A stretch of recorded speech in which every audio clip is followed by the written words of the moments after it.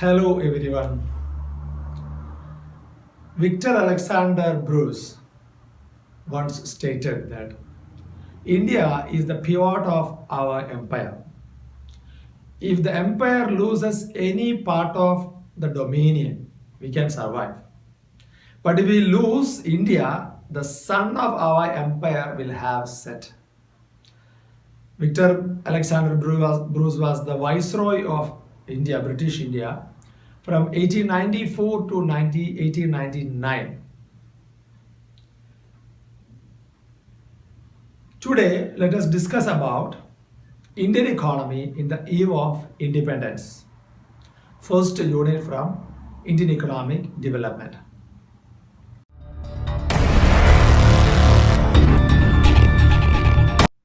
Welcome back to the class. So, in this Indian economy in the eve of independence, this topic, let us discuss about the features of Indian economy or the nature of Indian economy during independence period. Before going to the topic, definitely here we are analyzing basically the features of Indian economy. What was the nature of Indian economy and what was the structure of Indian economy during British period or immediately after the independence. Eve of independence we mean immediately after the independence. So here we have to analyze the economic conditions of past. Even as you know the present economic situation and think about the future of the economic conditions. And when we study the history, Indian economy structure, it is historically rooted. As you know, in the year 1757, from the Battle of Plassey itself, the Britishers started ruling our country gradually. After the Battle of Plassey was in the year 1757, you know in the history. It was the battle between Robert Clive and Sirajuddaula, the governor and the ruler of Bengal and all. So in that Battle of Plassey, Britishers got the right to collect revenue from Bengal, named as Diwani. They started collecting revenue from Bengal, namely Diwani. That was the beginning of the British administration or the British power in India. That continued slowly and gradually after the First War of Independence in the year 1857. We are calling it as the First War of Independence. Britishers are calling them as the Sepoy Mutiny of India. Anyway, after the First War of Independence, the Britishers started ruling our country through the viceroys. Lord Canning was the last governor general and first viceroy.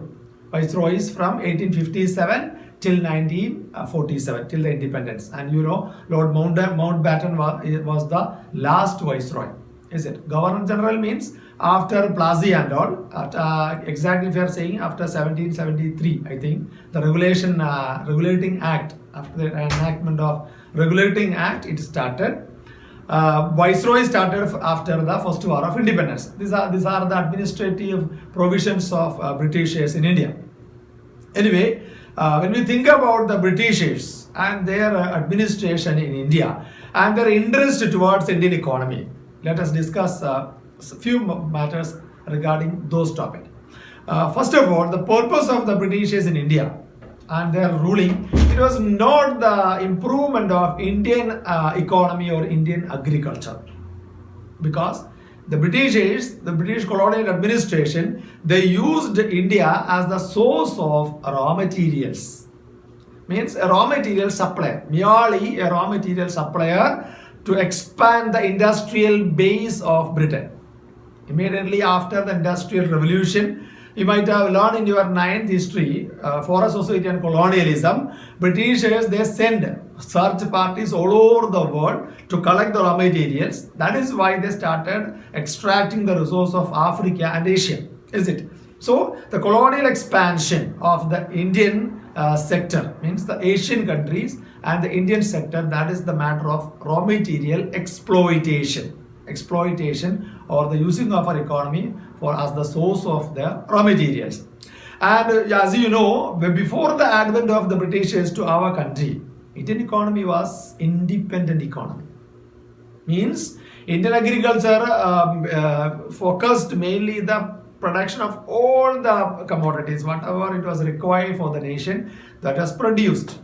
And there were many manufacturing activities also were there. Handicraft was in its full swing. Cotton textile industry was high pitch. Silk industry, metal and precious metals, it was flourished all over the world, and the foreigners, especially the traders from Persia, in the year 1100 and old, is it? Means 11 and 12th centuries also, the traders from Persia also, they were having trade with this India and all that time. But that story is an old story. But when the Britishers came to the country, the story changed. And you know what was the reason for this worldwide popularity of the Indian products? That was we have to remember this time. The first reason was that the raw material used for the manufacturing of this cotton and the craftsmanship, the weavers, the craftsmanship of the Indian people. Because of these two qualities, best raw material and the best manufacturing skill, our products got popularity in the world. If you are analyzing, you can see in textbook, small boxes. When you are reading the textbook, use that box also for study. In that box, you can see that box information regarding Dhaka, muslin and all. The finest cloth, that was muslin, Dhaka muslin in the cotton sector.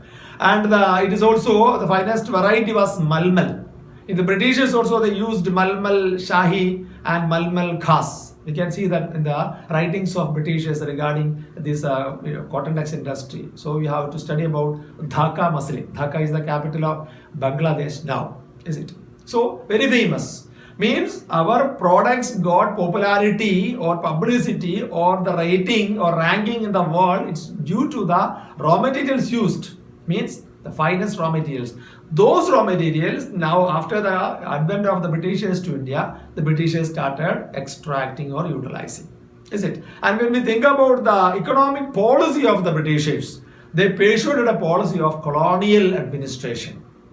Means to protect and to promote the industries of economic interest of Britain, home country. That was not to protect or promote the economic interest of India.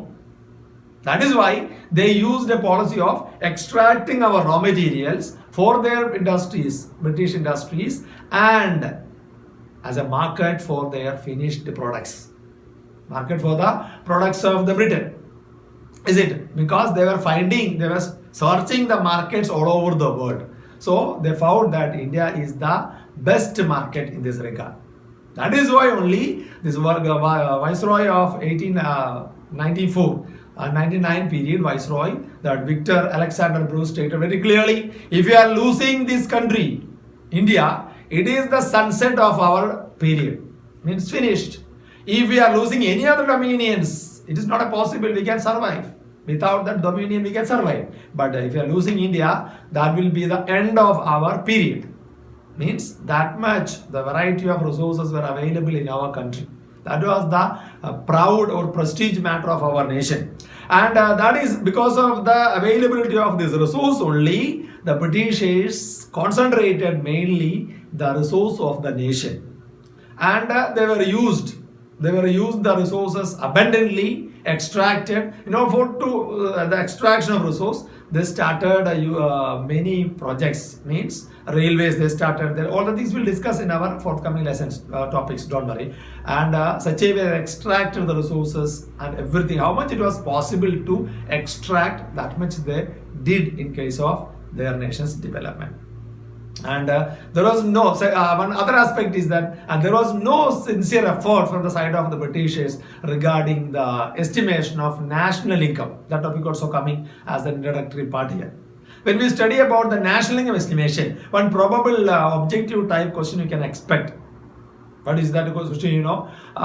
Sometimes we may ask the question regarding the estimators of the national income, or we'll ask a question regarding the scientific estimates, most important, very significant estimation done by who. So that we can discuss now. Regarding the estimates of national income, we can see many national income estimators like Dadabhai Nauroji, William Digby, Finlay Shiras, VKRV Rao, and RC Desai and all. These are the major estimators of national income that period. When we study about the estimation of national income, the first estimation of national income, it was done in the year 1876 by Dadabhai Nauroji. And he brought a theory also regarding the resource. And he published his finding in the book Poverty and British Rule in India. That book created a big issue in country. And he only found that the resources were extracted by the Britishers. And according to him, this estimate was done for the year 1867-68 period. And according to him, the national income he estimated, what he estimated, it was rupees 340 rupees. 340 rupees means 340 crores.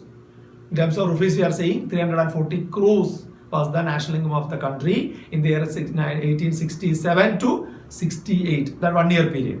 And the per capita income was rupees 20 rupees. 20 rupees per capita income, 340 crores national income. That was the first estimate done by whom? Done by Dadabhai Nauroji. When we think about scientific estimate, moreover, most significant estimate, it was done by VKRV Rao. That also we have to study. VKRV Rao, according to him, his estimate was undertaken in the year 1931-32, that period. According to him, the national income was rupees 1,689 crore, and per capita income it was 62. Means from that period, little change happened there. And these are the two major statements regarding the estimation of national income. First estimate was done by Dadabhai Nauroji, and the scientific estimate was done by VKRV Rao. Both names you have to study. You can expect one objective question from this area. Okay, even 1 mark also is very important for us, so don't miss that 1 mark even. And anyway, after the policies of the Britishers, we got the independence in the year 1947, and the Britishers tried their level best to divide and rule the nation. That also they have done there in 1947. They divide the country into two. Whatever be the political matters, they divided. Economically also divided. So most of the sugar mill, we got it. And sugar growing area went into Pakistan. What's the use of sugar mill without sugar cane growing areas? So such a way, economic, that we'll discuss in our coming lessons. We'll discuss the situations, everything very clearly. And in 1947, when we got the independence, our first Prime Minister of India, Pandit Jawaharlal Nehru, he stated that Indian economy was a crippled economy. Means he stated some characteristics of our Indian economy that time, and he stated very clearly that statement is exactly true in case of our nation. What he said, India became a passive agent of modern industrial capitalism. Passive agent of modern industrial capitalism, suffering all of its ills and with hardly of its advantages. Means that capitalism, they may have some advantages, and all the ills of capitalism which is there may have, hardly means may have 1 or 2 advantages also there. Such a way, our economy became like that during 1947. But if it was a situation, our national builders, they framed the policy for the betterment of the nation and all. And those things we will discuss. But before that, let us see what was the feature. What are the major features of Indian economy during that period?